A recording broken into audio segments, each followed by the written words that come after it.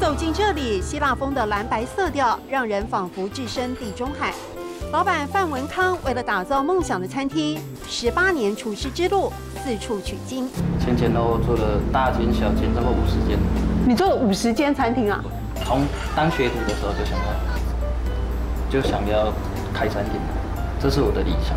哦，你花了多久才完成？18年，扣掉当兵。花了18年。艰辛创业梦，范文康格外珍惜，一边精进厨艺，一边还得学着当老板。严格的自我要求，只怕辜负饕客的期待。煮到他满意，那就很高兴。那种对我来讲是比中乐都还要高兴。是否用心，客人反应最直接。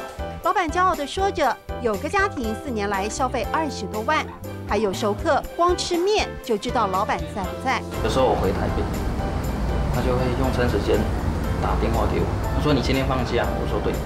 那吃的时候就会有差一点点，很厉害。异国盛宴，美食当前，让人难以抗拒。